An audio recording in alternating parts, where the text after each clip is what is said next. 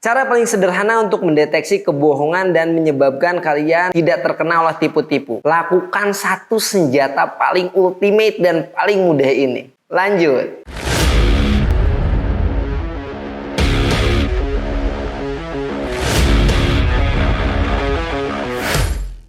Oke, selamat datang kembali di channel saya di mana kita sering bahas tentang bisnis dan marketing. Kali ini kita masih berada di dunia tipu-tipu, di mana dunia ini juga perlu kita ketahui teman-teman dalam bisnis. Buat teman-teman yang mungkin belum pernah ngalamin tertipu, mungkin masih ngerasa enjoy-enjoy aja dan tidak terlalu aware dengan dunia tipu-tipu ini. Tapi percaya nggak percaya teman-teman? Ya harus percaya sih sebetulnya. Dunia tipu-tipu dalam bisnis itu marak sekali teman-teman. Semakin teman-teman berhasil, semakin banyak orang yang mungkin ada kemungkinan besar datang dan mengajak kerjasama. Di video sebelumnya saya udah bahas tentang pentingnya mengetahui ilmu body language. Tapi tentu mungkin teman-teman tidak punya waktu ataupun tidak punya akses untuk belajar bagaimana caranya body language ini. Ada cara yang paling simpel teman-teman. Saya akan bicarakan langsung di awal saja. Caranya adalah bawa seorang perempuan ketika Anda sedang melakukan perjanjian. Tetapi perempuannya yang seperti apa itu yang perlu saya jelaskan juga. Dan kenapa perempuan ini pintar sekali untuk mendeteksi kebohongan. Pengen tahu jawabannya? Tonton terus ya. Saya akan bahas pelan-pelan sampai dengan akhir video. Lanjut. Oke, para teman-teman di rumah yang mungkin sebagian besar yang menontonnya laki-laki ya, tapi mungkin juga sih perempuan di rumah ya. Saya minta maaf sebelumnya, saya tidak mendiskreditkan kaum perempuan, bahkan saya mengangkat bahwa kalian punya kemampuan lebih loh dibanding kaum laki-laki. Buat laki-laki nih pasti sering ngerasa kalau kalian berbohong kepada pasangan kalian atau perempuan gitu. Biasanya cepet banget ketahuannya gitu. Bahkan kita kadang-kadang amazed, loh kok bisa ketahuan ya? Padahal saya udah berusaha sebaik mungkin untuk menyembunyikan kebohongan kalian gitu. Nah, sekarang kita akan bongkar dulu bagaimana pendapat para ahli. Jadi para ahli ini udah mendeteksi, udah melakukan suatu tes dengan alat yang namanya MRI, yaitu alat mendeteksi otak. Dan ternyata ditemukan bahwa perempuan ini memiliki 7 sampai 14 titik lokasi kunci untuk pendeteksian ini yang berada di otak kanan dan otak kirinya. Berbeda dengan laki-laki hanya terdiri sekitar 7 sampai 8 lokasi kunci. Jadi apa maksud dari lokasi kunci ini? Jadi gini teman-teman, perempuan itu 7 sampai 14 lokasi kunci itu mereka diberikan Tuhan kemampuan untuk mendeteksi hal-hal yang mikro. Mikro itu seperti perubahan intonasi nada, perubahan dari mungkin kerutan-kerutan kecil di mata yang kita itu nggak terlalu perhatiin. Terus kayak misalnya body language yang lain, pandangan mata, cara bicara, mereka itu langsung masuk secara natural. Jadi perempuan itu memang diberikan kelebihan untuk mendeteksi seperti itu. Sementara laki-laki itu otaknya tuh kayak pemburu. Jadi laki-laki itu hanya 4 sampai 8 lokasi titik, hampir setengahnya. Tujuannya apa? Otak pemburu itu adalah fokus teman-teman. Laki-laki itu otaknya tuh diciptakan agar fokus pada pekerjaan tertentu, spasial, khusus, spesialisasi. Mereka itu dispesialisasi. Misalnya mengerjakan mobil, mengerjakan komputer, mengerjakan bisnis di segi-segi tertentu, tapi mengabaikan sinyal-sinyal kecil gitu. Perempuan ini lebih sensitif akan perubahan-perubahan seperti itu. Oleh sebab itu ketika teman-teman berkomunikasi secara tatap muka dengan pasangan teman-teman, dengan perempuan, itu biasanya cepat ketahuan bohongnya teman-teman. Dan itu memang ajaib, magic. Karena memang sudah diciptakan oleh Tuhan seperti itu. Nah nanti bagaimana cara kita memanfaatkannya di bisnis? Tentu saja bisa teman-teman. Tapi sebelum saya bilang bagaimana cara memanfaatkannya dalam bisnis atau perjanjian biar teman-teman gak kena tipu-tipu, penting saya bahas dulu jenis perempuan atau karakter perempuan seperti apa yang memiliki kemampuan seperti yang tadi saya sebutkan sebelumnya. Lanjut.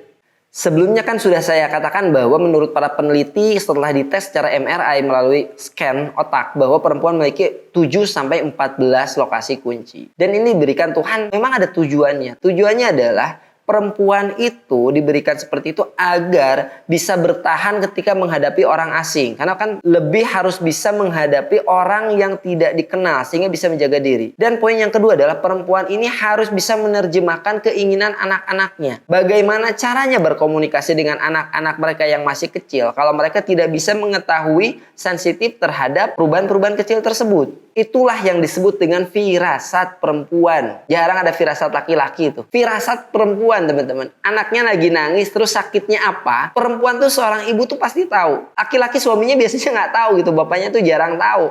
Tapi ibunya, oh ini anak nangisnya karena pengen anu gitu. Atau karena sakit apa gitu. Biasanya mereka lebih paham daripada bapak-bapak di rumah. Bener nggak teman-teman?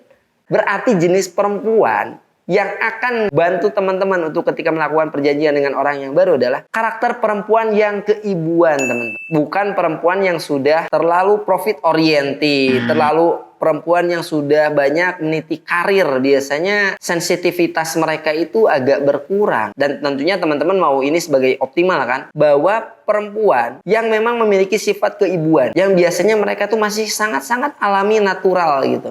Jadi itu bisa teman-teman pakai. Bagaimana caranya? Nah, cara menggunakan dalam bisnisnya, cara paling mudah ini adalah ketika teman-teman bertemu dengan orang baru, ajak saja. Pasangan teman-teman ajak saja. Tapi ingat ya, jangan terlalu banyak. Nanti disangkanya teman-teman bawa pasangannya banyak, aneh juga tuh. Normal aja bawa satu, misalnya teman-teman punya pasangan yang udah teman-teman kenal, atau teman yang menurut teman-teman itu teman perempuan ya, yang menurut teman-teman ini udah ya secara kriteria keibuan lah. Ajak aja ketika teman-teman mau berbisnis dengan orang baru. Suruh dia duduk dan kita ngobrol. Tanyakan hal-hal spesifik pada orang yang kita ajak mau kerja sama ini loh, yang nawarin kerja sama ini. Terus teman perempuannya suruh liatin aja. Jangan dikasih tahu juga nggak apa-apa. Biarin aja dia, yang penting kasih tahu dia untuk ikut memperhatikan jalannya pembicaraan. Udah gitu, udah selesai ngobrolnya, mereka pasti menyodorkan kayak prospek dan lain sebagainya. Nanti di perjalanan pulang atau di rumah, teman-teman tanya pendapat dia orang tersebut kayak gimana. Apakah dia bicara jujur, karakternya seperti apa, terus orangnya kayak gimana, apakah bagus nggak kerjasama dengan dia, cocok nggak dengan kita. Biasanya teman perempuan kita itu udah tahu ini cocok bisnisnya, kayaknya orangnya jujur, kayaknya ini orangnya ada yang sembunyiin, kayaknya orangnya aneh deh, ada hal-hal yang aneh tapi dia sendiri nggak bisa jelasin secara logis. Dan jadi teman-teman jangan minta secara logis. Teman-teman itu anggap sebagai masukan yang memang tidak terukur, dan anggap aja itu adalah firasat sebagai tambahan untuk pertimbangan teman-teman. Apabila nanti firasatnya kurang baik, bisa jadi ini memang benar. Jadi teman-teman bisa cari lebih lanjut informasinya tentang orang tersebut. Kalaupun misalnya kata teman perempuannya firasatnya ini bagus, teman-teman juga nggak ada salahnya cari tahu lagi, gali lagi tentang bisnis tersebut, terutama tentang orang yang mengajak teman-teman untuk berbisnis. Mungkin bisa dipahami, dan ini adalah sangat mudah. Itulah senjata rahasia yang suka saya pakai, dan semenjak itu saya nggak pernah tertipu lagi teman-teman. Meskipun penjelasannya memang kurang memuaskan gitu, karena memang nggak ada penjelasan logisnya. Tapi percaya nggak percaya, tebakannya selalu tepat 80% lebih rata-rata.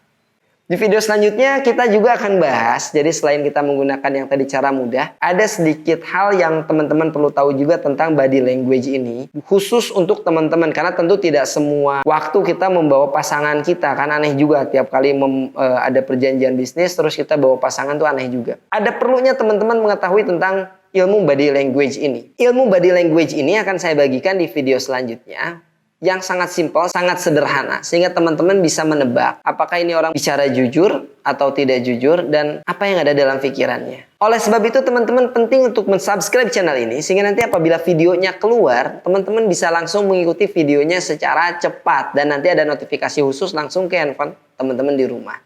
Sampai bertemu di video selanjutnya. Salam sukses!